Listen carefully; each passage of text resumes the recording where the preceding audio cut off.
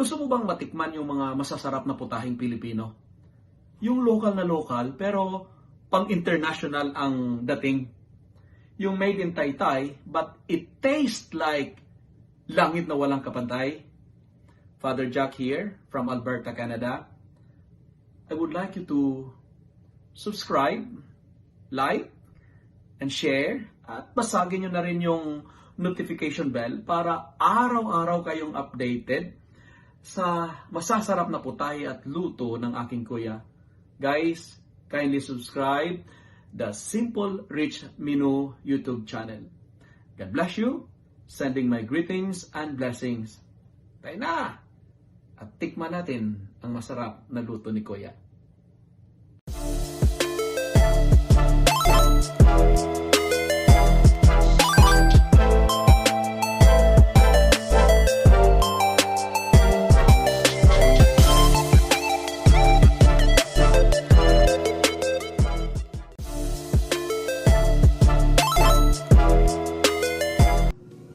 Okay po mga dudes, ngayon po ay samahan niyo muli ako magluto ng ating pananghalian.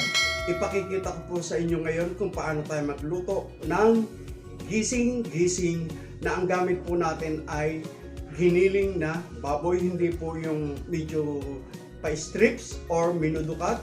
Ang gagamitin po natin ngayon ay giniling. Ayan po, meron po tayong giniling, mga kulang-kulang po itong isang kalahating kilo. Ayan. Lalagyan po natin ng sigarilyas. Pwede po kahit sitaw, ampalaya, kung ano po ang gulay na gusto nyo. Since ito po ang available natin, ito po ang ating gagamitin, ang ating sigarilyas. Pwede din po ang kangkong. At syempre meron po tayong siling pansigang. Meron po tayong 6 na piraso or 6 cloves of garlic, isang sibuyas, at 5 kamatis na hinog. Okay. Meron po din tayo na paminta, mga half teaspoon lang po ito. Meron po tayong 1 kutsara at kalahating alamang. At mayroon po tayong 2 cups ng gata. Purong gata po ang gagamitin natin. Nabili po natin ito sa palengke. Okay, mamaya po ay magsisimula na tayong magluto ng gising na may giniling.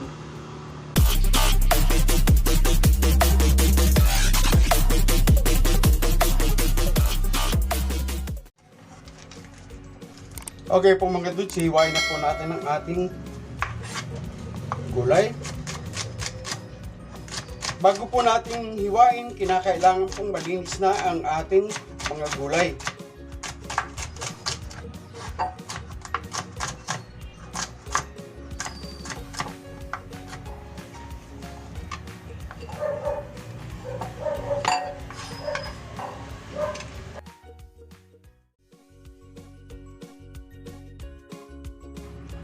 Sasama na po natin ang ating siling pansigang sa ating hinayat na sigarilyas.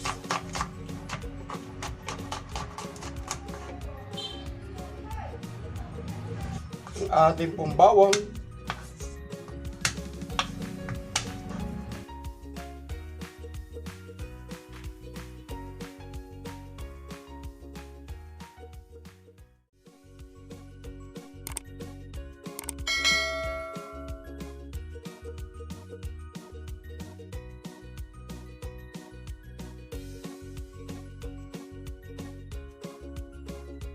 Atin pong sibuyas,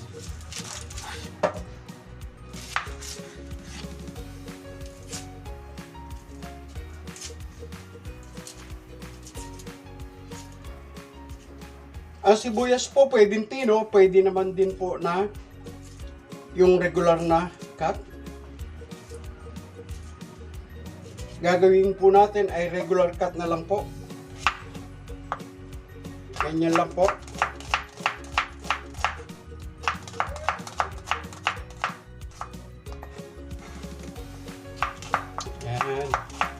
at isusunod po natin ang ating kamatis. Huli po ang ginagawa natin sa kamatis dahil ang kamatis po ay may tubig para hindi po naglulusak ang ating sangkalan. Ganyan lang po. Lagi po malakas po akong gumamit ng kamatis. Unang-una, maganda po sa katawan ng kamatis. Yan. Po mga dudes, sisimulan na po natin. Dahil galing po sa freezer o na to ang ating giniling, unahin po muna natin siyang pakuluan. Yan. Lagyan po natin ng konting tubig. Yan.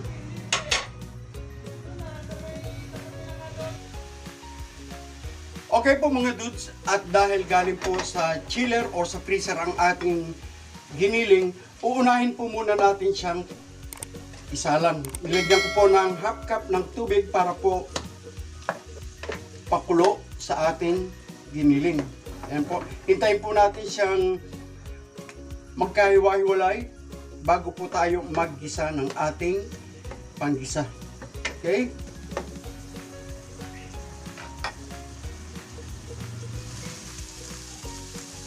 Ayan po mga dudes, at medyo tuyo na po ang ating giniling. Maglalagay po tayo ng konting mantika para po sa panggisa ng ating gulay. Ayan, konti lang po.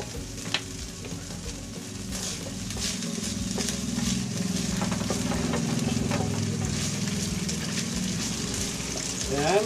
At igigisa po natin ang ating bawang.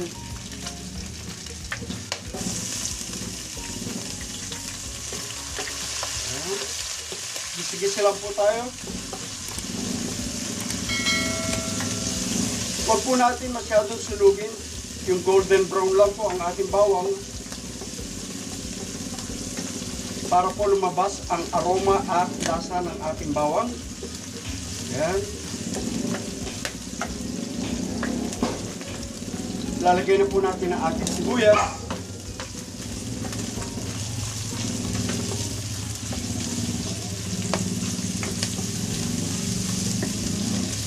Halo-halo lang po para hindi po siya manikit.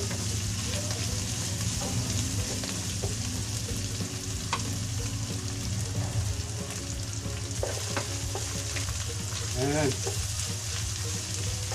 Lalagay na rin po natin ang ating kamatis.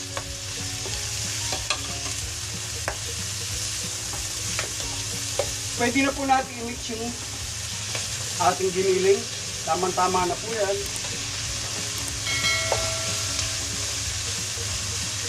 Yung pong pork, pwede rin naman po yung minuto cut or strip. Ayan. Since available po natin ngayon ay ang giniling, kaya giniling po ang ating inilagay ngayon. Antayin po natin maluto. Okay po, tignan na po natin. Ayan po.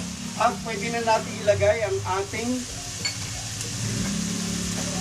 bagoong or alaman. Ayan. Inuulit ko, konti lang po ang inilagay ko dahil malasa naman po yung alamang.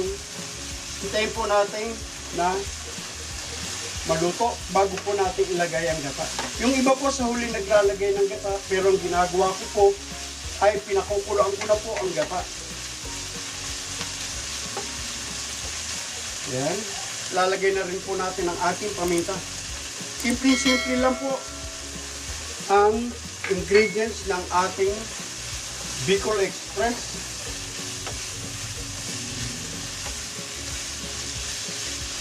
Yan.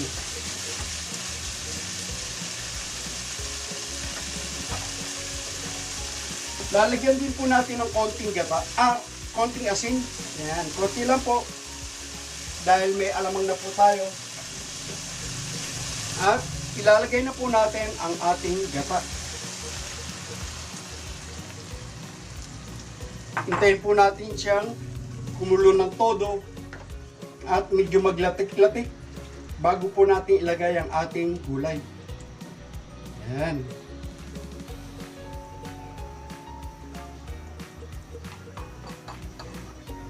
Okay mga dudes, tingin-tingin lang po. Yan. Okay na po ito at ilalagay na po natin ang ating gulay. Yan po, pinagsama ko na po ang ating siling pansigang at ang ating sigarilyas.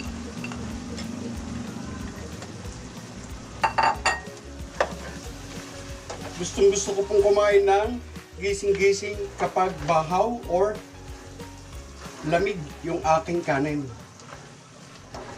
Tayin po natin siya. Sandali na lang po at maluluto na ang ating gising-gising.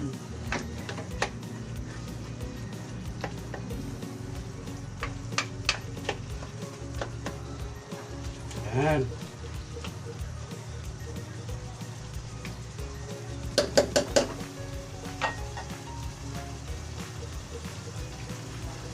Takpan po uli natin.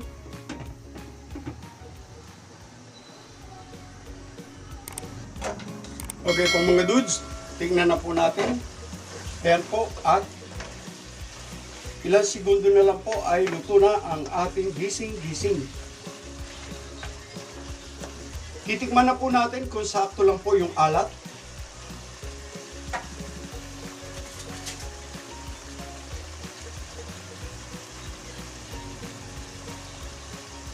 Ayan po, at okay na po ang alat at gata.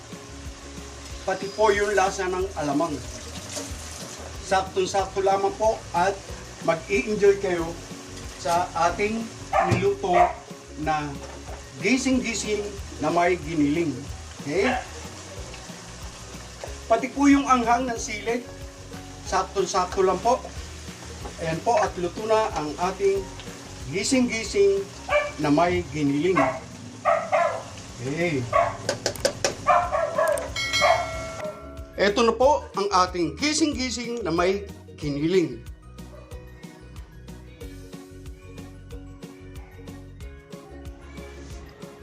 Thank you for watching and please subscribe. Don't forget to like and share the videos. Thank you.